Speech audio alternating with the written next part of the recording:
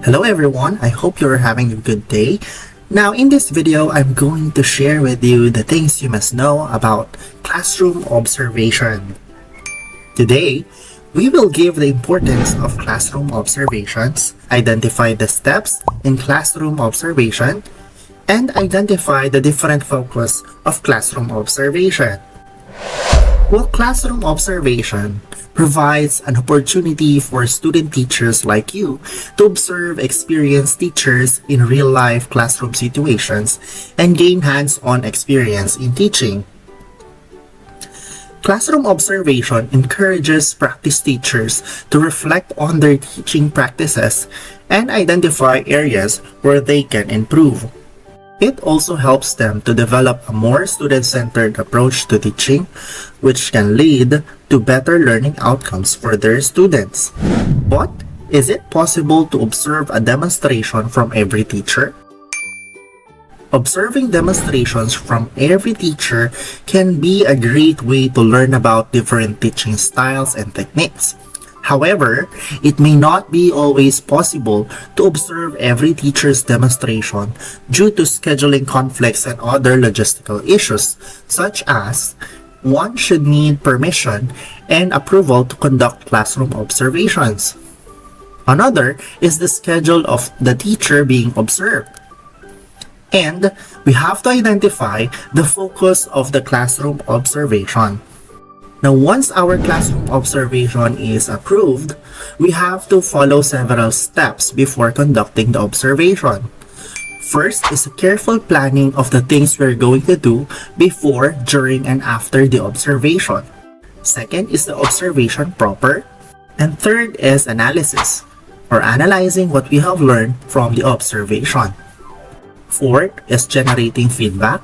And fifth is reflection, or reflecting what you have learned about the classroom observation itself. Now, what are the things needed to be observed in a class? Now, here are the focus of classroom observations. First, we have to observe the objectives of the lesson. How were the outcomes communicated to the students? Were the objectives SMART or specific, measurable, achievable, relevant, and time-bound? Were the objectives achieved by the end of the lesson? And did the teaching and learning activities align with the objectives and assessments? You also have to observe the lesson structure. So you have to carefully look on the flow of the lesson by observing how did the teacher introduce the lesson?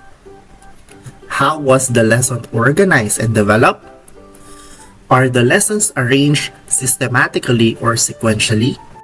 And are the activities suitable and sufficient for the lesson? You also have to consider the closing and the transitions made during the conduct of the lesson.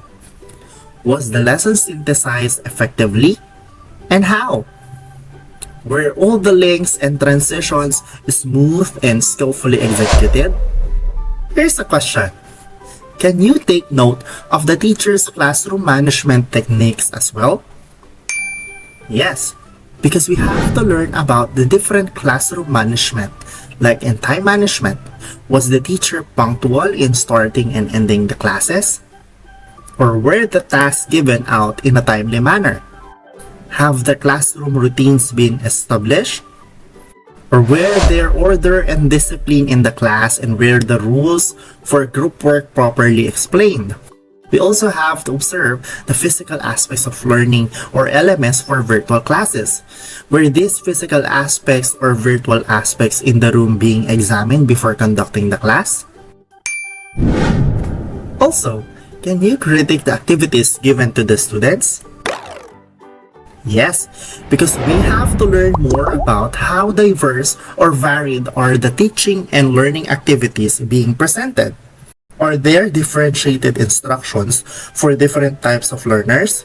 And do the teaching and learning activities align with the outcomes and assignments? Also, we have to carefully observe the teaching method done by the teacher. What approach was carried out in the lesson? What strategies were employed to facilitate the learning process?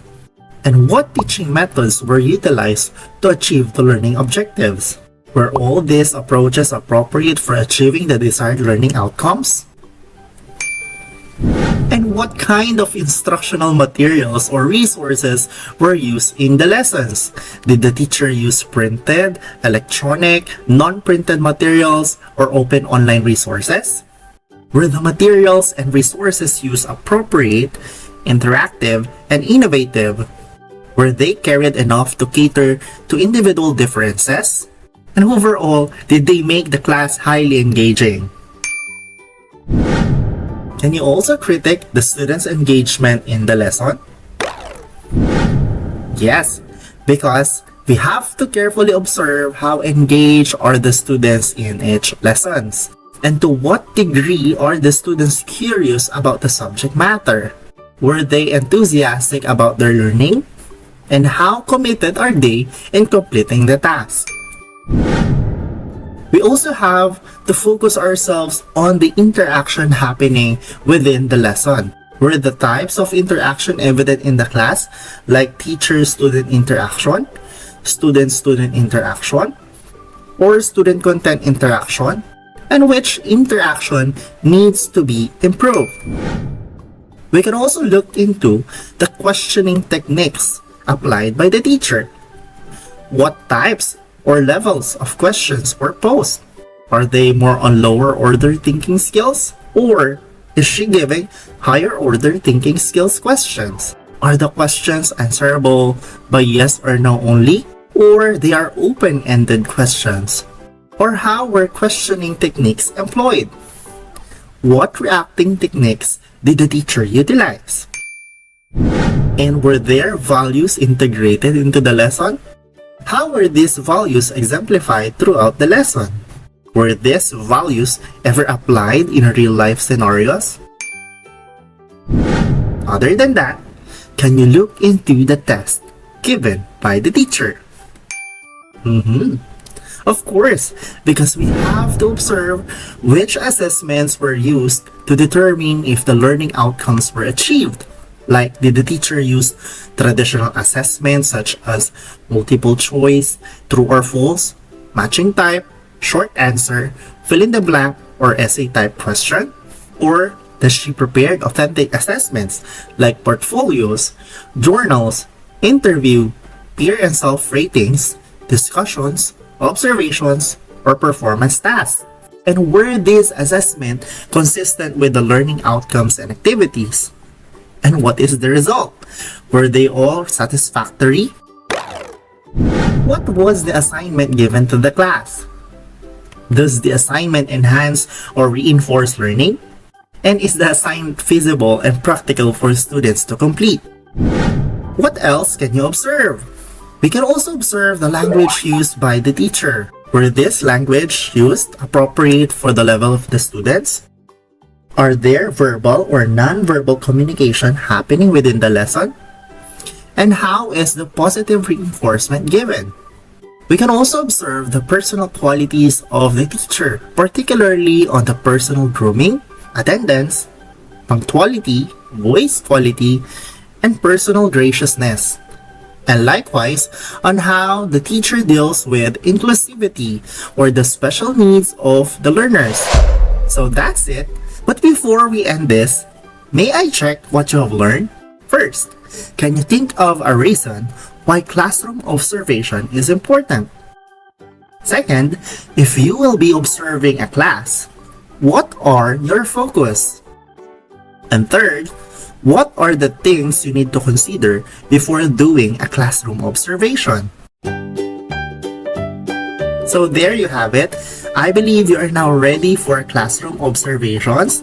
So if you have to recall all the steps, you may go back to the starting point of this video and review the different steps in classroom observation. Here's another tip. All of these questions and focus observation will also be the aspects of observation when you will be conducting your very own demonstration teaching in the future. So I hope you're getting more challenged So I'm looking forward to you on becoming a professional teacher someday. And so again, this is Teacher Danny leaving you all the things you must know during your practice teaching. Thank you very much. Don't forget to like, subscribe, and share this video to every practice teacher.